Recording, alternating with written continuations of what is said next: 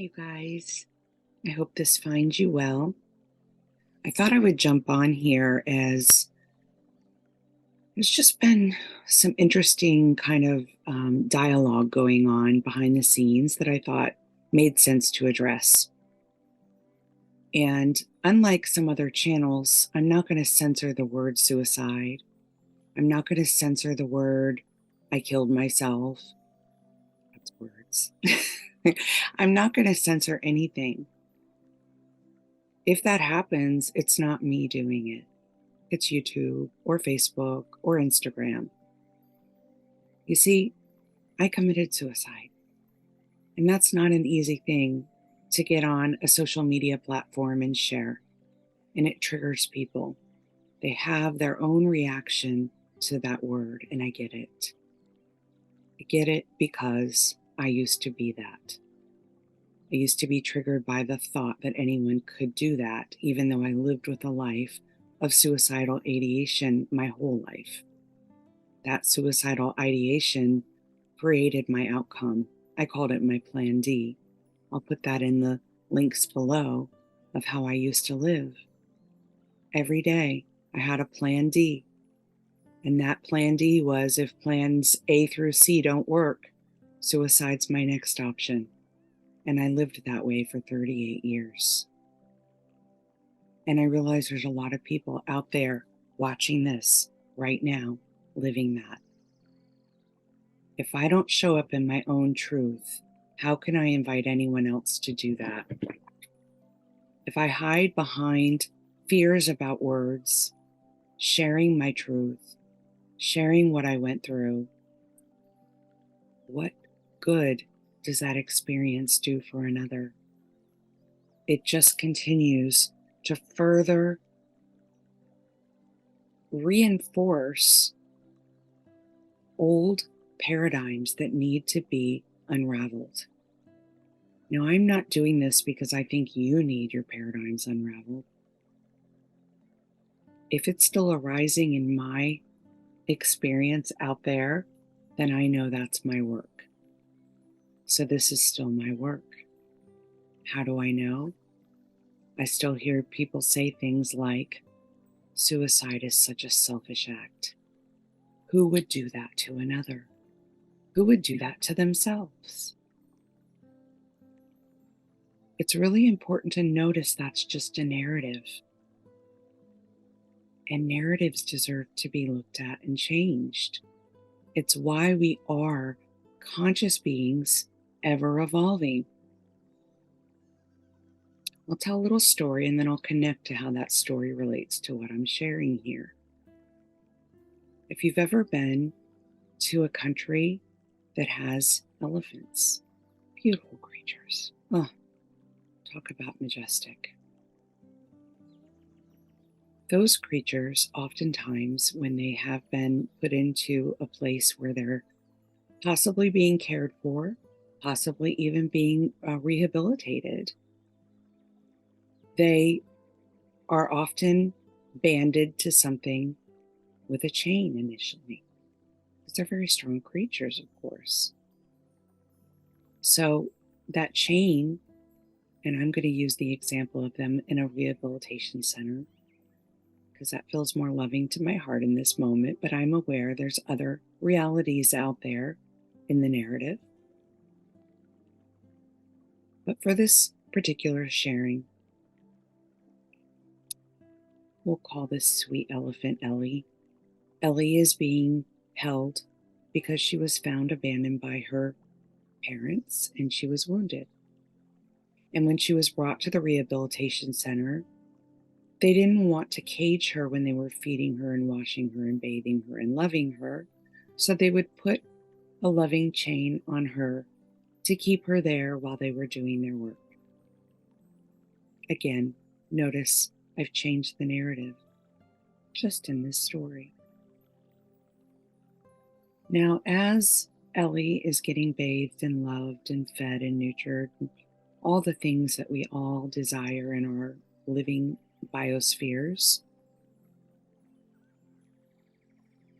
she begins to build trust with herself and with these others And after a few short weeks, these handlers no longer have to chain her. They simply tie a string around her leg and attach that where they always have with the chain. And Ellie no longer pulls on that.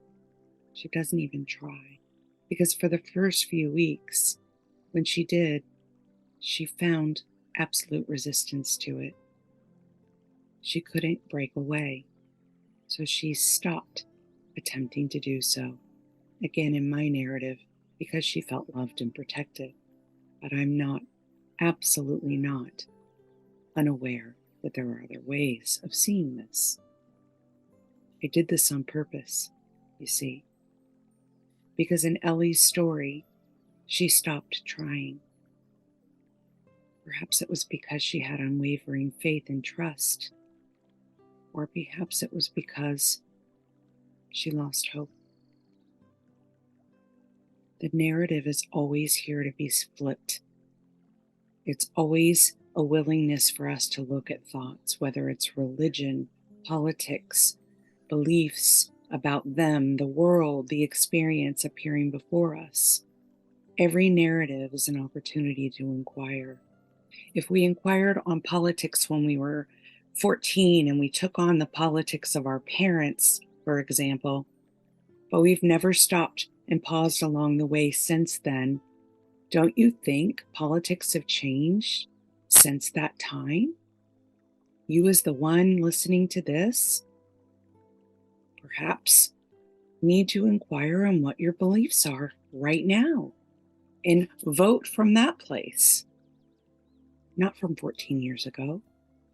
If the religion that your parents afforded you as a young child is the religion that they were raised with, and you just carried it forward and you adopted it as your own, don't you think that religion has changed? Isn't there an opportunity to inquire on it right now for the one who's apparently following it? If your ideas and perceptions about suicide have a narrative, I implore you to look at that a little differently. I'm living proof. Suicide needs a different narrative. Every thought needs a different narrative. That's why they come up. That's why they harm us or feel like they're harming us. That's why they cause resistance. That's why they may cause suffering. It's why they may cause us to pause and react and feel triggered. It's not the word. It's my story about the word. It's the narrative that's roaming in here. It got feet and it got legs and it went off and it created a story. And in came the suffering. About it, about them, about this, the world, the thing we seem to see when we look through these. But you see, we aren't meant to be set in our ways of thinking. We aren't meant to be immobilized in our ways of believing. And we aren't meant to be out here prophesizing and evangelizing things for others. Why do I share? Because every person that comes into my biosphere is me. I see you. If you're still showing up with a belief, with a passionate unwillingness to remain biased, if you're so far on one side of left or one side of right that you can't even see the middle anymore, I don't care which side you take. I have absolutely zero attachment to an outcome. I care about your suffering because you've taken such a strong stance that it's come into my mirror, my biosphere, my apparent world to be looked at a little differently and met with absolute, pure willingness to say that too can be loved.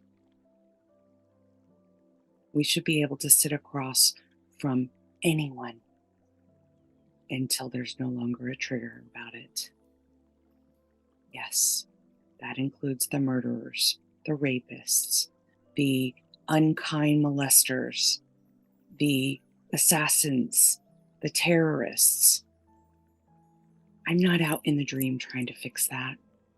I'll never get there, and I'll exhaust myself thinking I'm an advocate in that space. But every time I meet that space with love in here, this comes back to this. And as I get deeper in harmony about it, that's all that can be shared with the world. Suicide is part of that, you guys. It's not easy to get on platforms and say, I killed myself. It's not easy to get on platforms and say, and I now see another way. It's not easy to do this, but boy, is it worthy. And I'm worth that. I'm worthy of all of the stories and disbeliefs that still ruminate inside this vessel and this biosphere and this dreamscape, so that each one of them can collapse and let go. And you are too. You're watching this even if you're feeling triggered, because something in you knows that to be true. You feel it here. You're not hearing it here. You're feeling it in here. I don't care how you were raised. I don't care what your parents conditioned you apparently to believe. And I don't care what you feel so strongly about, if you're at peace in that. But if you're in peace at that, you're not out there working on the dream in the dream. You're out there working on you right here, right now. Which thought is harming me in this moment? Which thought is attacking my ability to sit across from someone who doesn't hold that same belief? Which thought thinks if I'm passive aggressive on social media and post memes and point to all the ways my rightness is right and their wrongness is wrong, is your confusion? And since I'm still seeing that, I'm still confused too. So allow me to walk beside you in that confusion. And together, let's keep unraveling this stuff. One more I want to point to, and I love this, and this is giving me an option to do so. In sharing this way, I have people come forward and say, it's great that you share so much for free, but look at you charging for one-on-one sessions. So let's address that once and for all. Let's just be so clear, because I'm ready for that story to let go here for me. If you go to my channel, there are hundreds of videos there that I have shared over the years. Now, if you, as a follower, watched all of those, all of them being free, you would never need a session with me. Not even once. And that's okay. Some people want the Cliff Notes. They want an hour of time to get there faster, and I'm okay with that because I can meet them there. That's my life work. That's what I charge for. Everything else is free. It's out there. My audiobook, Talking to the Dead, that series, that is the roadmap to getting here. And it's absolutely free. But what boggles the mind is how few have tapped into it.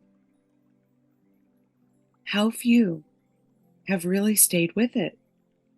Or they watch one or two of the chapters and they feel better and they feel relief and they stop. We create our own suffering, you guys. We do it until we don't. So, as a soul guide, I can meet you there without judging that, and in an hour help you see it clearer. And perhaps maybe you are watching the Talking to the Dead series and you just want clarity on certain areas because you're ready for that. okay, let's do it. But that is my time. It is my work. It's what allows me to buy my water and my food and feed my dog, just like you. I'm not out there being unkind in the way that I'm proceeding in this work. It's all on my channel for free. If you never book a session with me, I will love you there. And I have many of you who have been following me for 14 years who've never booked a session with me. Have I stopped chatting with you on my posts? Have I removed you from my page? Unless you've been unkind or trolling and posting things about something that has nothing to do with the content on my channel. No, these are all your narratives about me. Meet those. What have I ever done but shown up and loved you, shared with you from my heart for free, and continued to do so? That little string attaching your paw to some fence, pull it away. There's no chain there. There never was. And I'm here to meet you there. Let's walk this path together. I don't have it all figured out. I'm still stumbling and falling, walking the talk, talking the talk, and doing my own work at unraveling every narrative that tries to get feet or legs and reside here. I love you guys, sincerely. The ones who follow and clap, the ones that sit in the bleachers and judge, the ones that throw stones. I love you all. Until next time, much love.